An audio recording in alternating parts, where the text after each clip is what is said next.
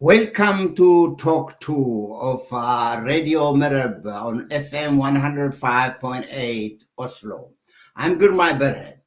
Abiy Ahmed's forces and their allies have subjected thousands of women and girls to sexual violence, war crimes that can also constitute crimes against humanity. Now, the land and air blockade imposed on Tigray after the defeat suffered last May has prevented humanitarian assistance to 7 million Tagaru hard hit by the first phase of the war. We're witnessing a clear desire for ethnic extermination. If the Ethiopian civil war and the catastrophe it entails on a point of no return, my guest today is Kjetil Tronvoll. Kjetil Tronvoll, you might know him, he's a professor of peace and conflict studies at Björknes University College, director of Oslo Analytica, political anthropologist, analyst, and conflict advisor. Professor Kjetil Tronvoll, thank you for taking time from your busy schedule to be the guest of Talk 2. Thank you so much for inviting me. Yeah.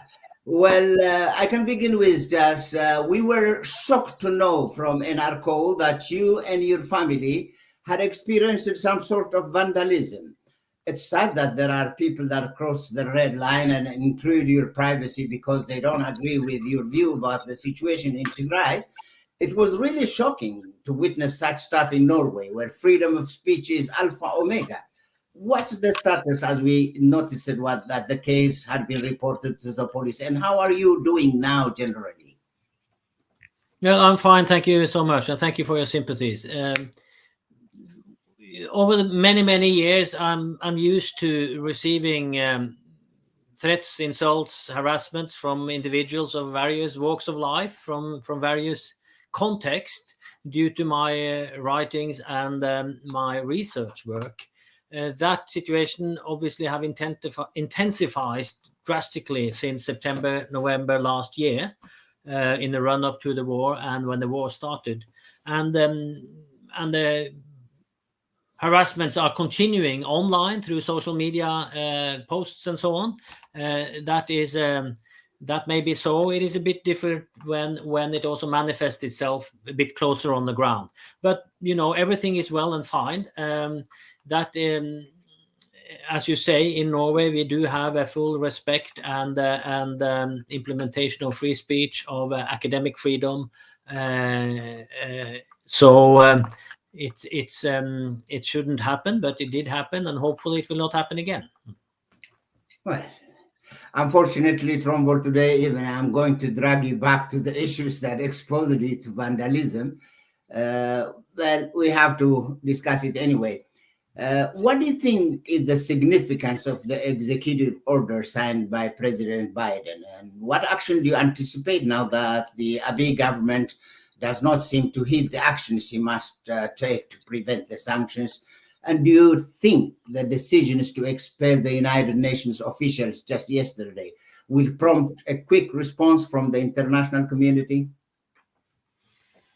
Well, I think, to take the first element first, the sanction regime ordered by President Biden. That is the framework of possible economic and travel sanctions against political, military elites in Ethiopia and the region, including Eritrea, one may assume. It is not yet filled up with any individuals or actors as such. It's just a framework. And authorizing the US State Department and other agencies to investigate any people, any individual actor who might breach the conditions under that sanction regime.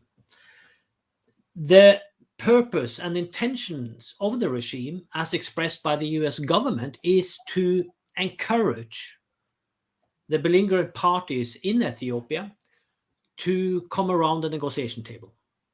It is a stick, because the carrot hasn't worked. Now it is a stick to pressure the warring parties to accept negotiations, to come out of these dire straits they are in and the country is in. And we have to keep in mind, this is an indiscriminatory sanction regime. It mentions all warring parties, including TPLF, the Amhara regional forces, the federal forces of Ethiopia, and so on. And so in that sense, it is neutral. It shouldn't be looked upon targeting one side or the other. It is an encouragement, a strong signal from the US saying that we want you to negotiate a settlement to the dispute to the betterment of all people of Ethiopia, not only to the betterment of the Tigrayans, but to the betterment of the Amharas who are suffering, to the Afars, and to the rest of the country, because the whole country is suffering because of the economic collapse of Ethiopia happening as a consequence of this war. We saw from the reactions to the sanction regime, which is quite interesting, that the Tigrayan government issued a statement which was, as viewed from the international community side, which was very rational, very to the point, accepting the rationale for the sanction regime and saying that we are ready to negotiate if a process is established. They used a language which was within international costume and standards, and they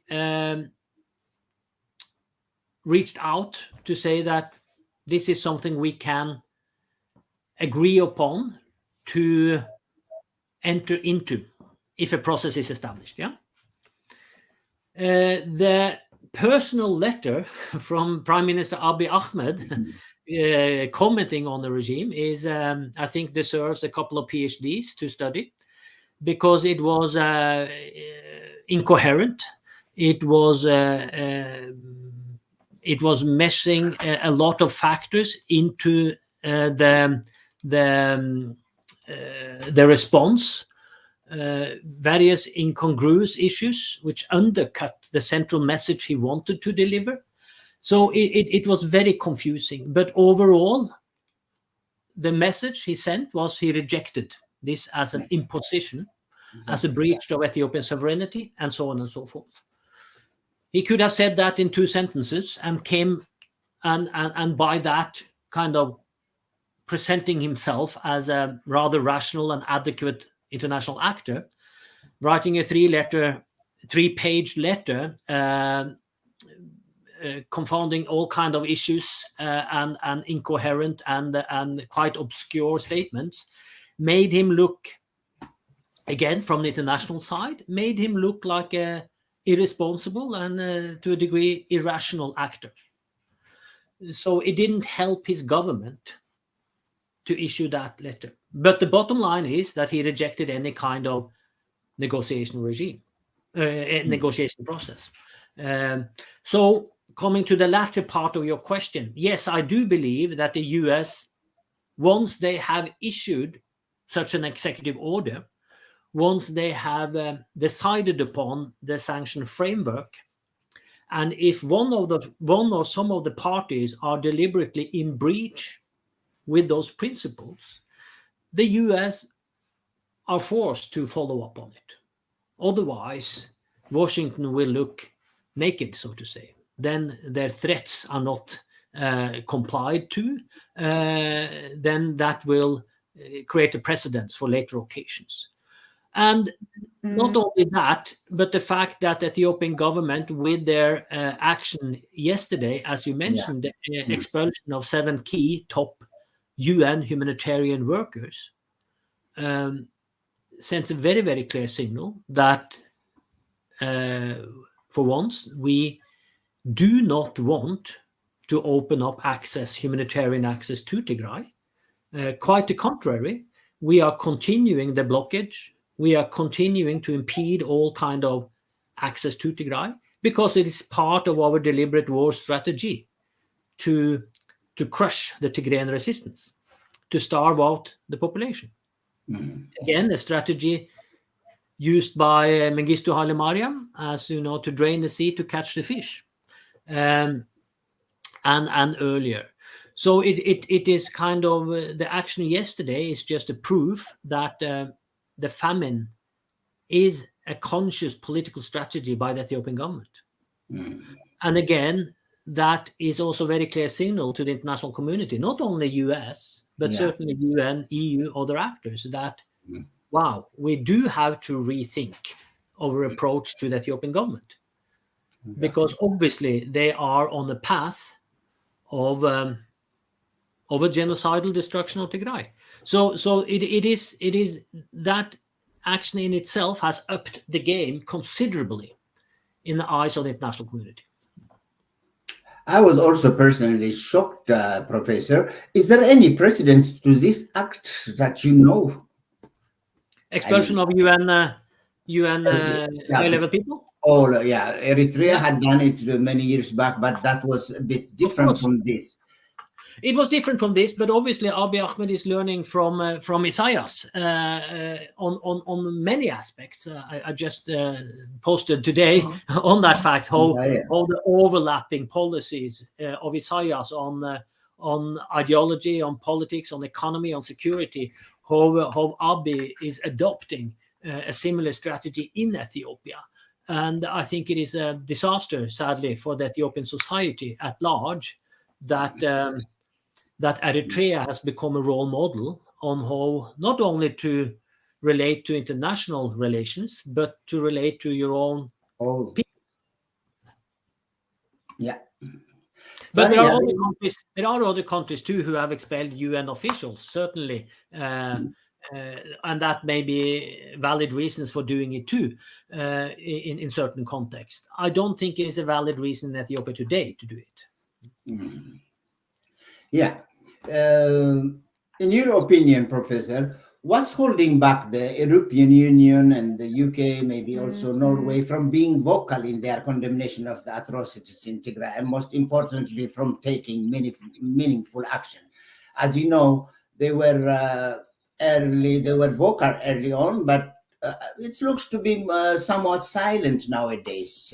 Does it mean that the diplomatic efforts of Abiy Ahmed are working to some extent? No, I don't think that, because Abiy Ahmed has closed down his diplomacy. Ethiopia, who used to have the strongest diplomatic corps in Africa and the most efficient diplomacy and most skilled diplomats, have been decimated by Abiy Ahmed's decision to pull back and close down embassies across the world. So certainly the Ethiopian diplomacy isn't working. But yes, I can agree with you that over the last few months, to a certain degree, it has been less attention to the Ethiopian civil war.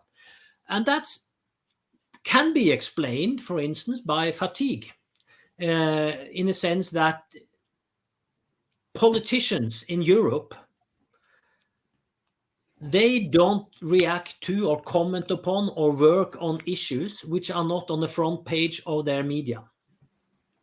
And Europe doesn't write about Ethiopia. Europe doesn't write about the Tigrayan crisis.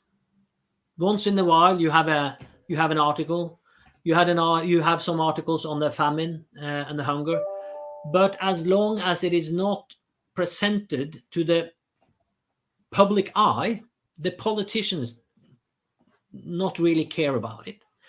So because it is not the pressure from our constituencies here in Norway or in Europe to take action on the Ethiopian situation. We don't pressure our politicians or our government to take a stand on that situation, because it's more or less a non-issue in our public media and in our public debate.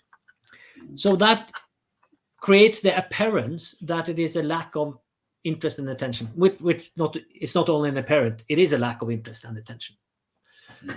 You do have individuals, obviously, in the systems and actors in the systems who are working day and night to try to elevate the situation in EU, in the foreign ministries and so on. But it's not at the sufficient political level to create the needed pressure or to create the needed attention or resource base, not the least, resource base to address these very, very complex issues. EU is split on the issue of Ethiopia. You have member states in EU who are still embracing Abiy to a certain degree, and you have member states who are very critical to his government, which kind of paralyzes the EU bureaucracy as such to have a clear, coherent stand on it. But you do have top EU officials who have been very vocal against the crisis, against the famine, and but the EU bureaucracy might have a different opinion on it. So it is as always, international relations and diplomacy is less about principles than it is about political pragmatism. Yeah. And now, in view, what should the international community do differently to ensure that the Ethiopian government or Abiy Ahmed allows unfettered access to humanitarian aid to Tigray? What should they do differently? I think we have reached a point because the international community, UN, EU, US, have insistently demanded since January this year of unfettered, unimpeded humanitarian access to Tigray, because this has been a gradual escalating humanitarian crisis. It is not something which happened now in August or last month. It has been evolving since early this year. And throughout this period, the Ethiopian government have insistently shown on the ground that they are not willing to allow unimpeded humanitarian access. So, and it's nothing to show for, or it's nothing which indicates that the Ethiopian government will change their mind today or tomorrow on that issue, if we only keep on asking about it. So if the international community, if the UN, if the US, if the EU are serious in trying to help the famine-struck population of northern Ethiopia, they need to change the strategy.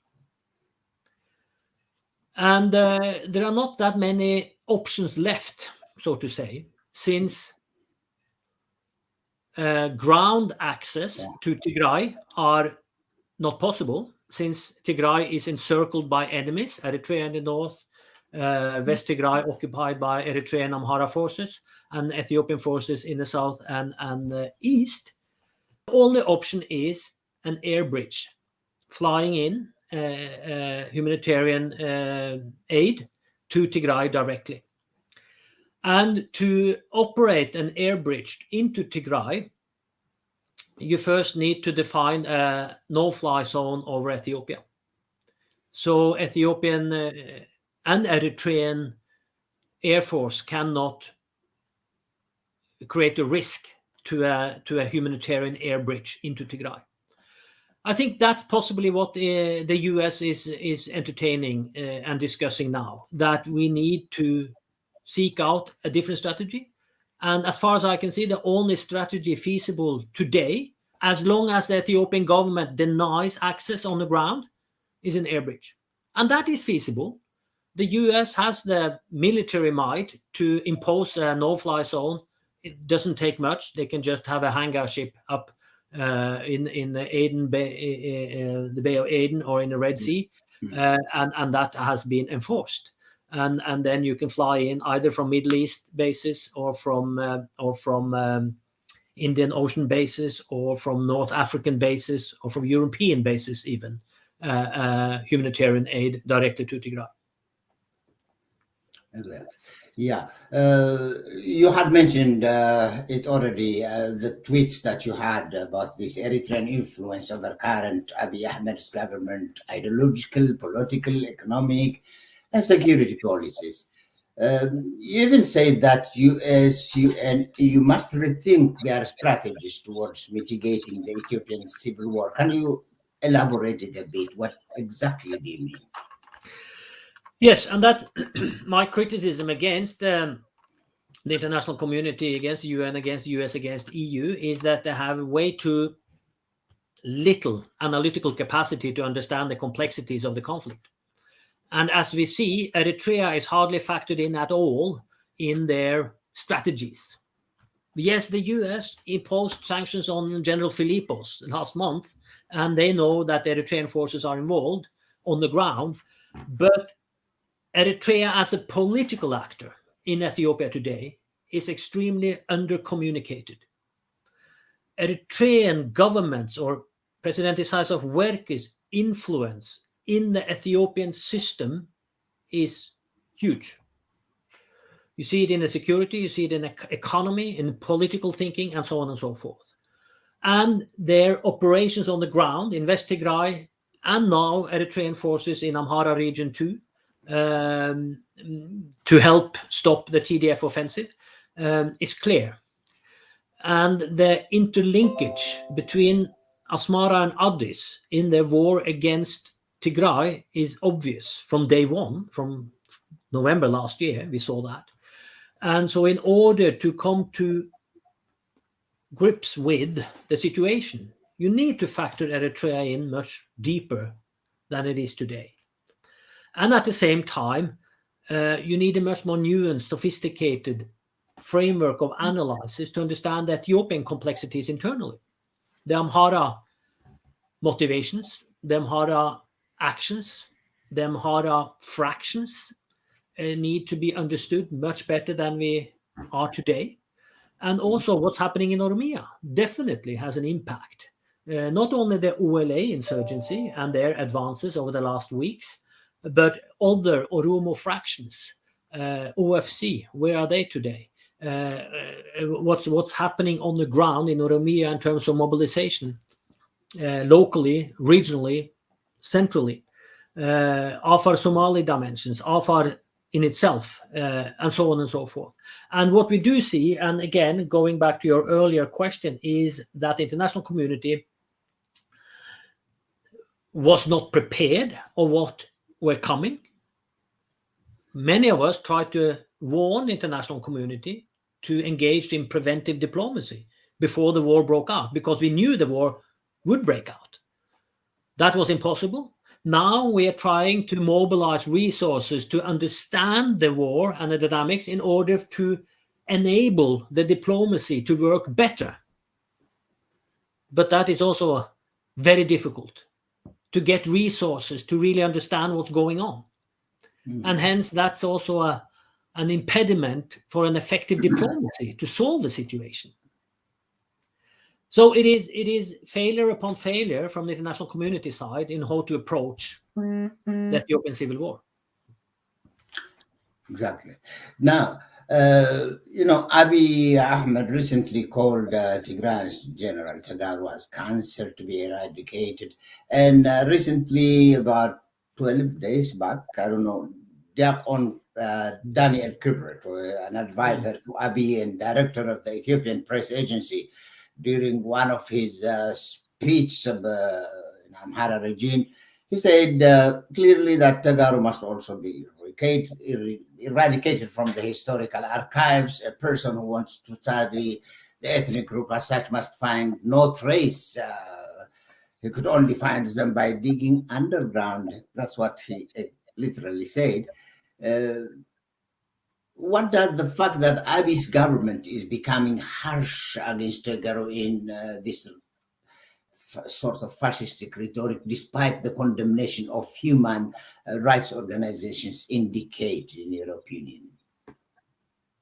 Yeah, I find it quite baffling and shocking that Pastor Daniel Kibret can be on the stage in Bahir Dar, clearly articulating genocidal intent and possibly believing that the international community will not know about it, in a sense that because he is self-incriminating himself, he is incriminating Abiy Ahmed and the Ethiopian government. And we know there are international agencies and actors gathering information today about the atrocities in Ethiopia and are particularly gathering evidence of genocidal intent in order to make the Ethiopian government accountable. And then the senior advisor to the prime minister and his spiritual advisor so clearly articulates genocidal intent is quite baffling. But it's good that they show their colors, as it says. And we know that President Biden has instructed the State Department and his legal counsels to make an investigation into the matter if it is a genocide in Ethiopia today. And we are awaiting a conclusion on that investigation any time now. And if the legal brief presented back to Blinken and Biden confirms that there is a genocide, certainly that will obligate the US administration to take even tougher measures against Ethiopia, which might also encourage other states to do the same. And so it shows either, the way they act, it shows either a high degree of stupidity or a high degree of arrogance that we are untouchable. And I don't know what's worse. Yeah. Last but not least, let's come back to our country, Norway. The Socialist Left Party has walked away, as far as I know, from talks over Norway's next coalition. Does that mean there will not be a red-green coalition as anticipated in the Norwegian politics? And regarding the Ethiopian conflict in this perspective, do you think we will have a tougher government that takes actions such as withholding bilateral aid due to the violations of human rights in Tigray and the rest of Ethiopia? Because I remember that you had commented on the previous government's development cooperation with Abiy Ahmed and so on. And yeah, as compared, what sort of government are we going to have? A better government? What's your opinion? Well, I'm not going to comment if it is better or worse. Government in Norway changes, the policies doesn't change, basically, compared to other countries. We are all social democrats, as we say in Norway, and we will have a Labour Party, centralist party, the Farmers' Party in government. I don't think foreign policy will change at all. Foreign policy in Norway is very consensus-based. And although opposition parties might scream a bit about human rights in the parliament when they are in opposition, as soon as they come into the foreign ministry, they keep quiet about it. So don't expect any changes about Norway's policy to Ethiopia or to the Tigray crisis. Not at all. Basically, foreign policy in Norway is bureaucracy-driven, and the bureaucracy remains, although the politician changes regularly. Thank you, Professor, for your time. Again, these were the questions that I had. Thank you for your time again. Thank you for inviting me. A pleasure. Tusen hjärtligt tack. Välbekomme.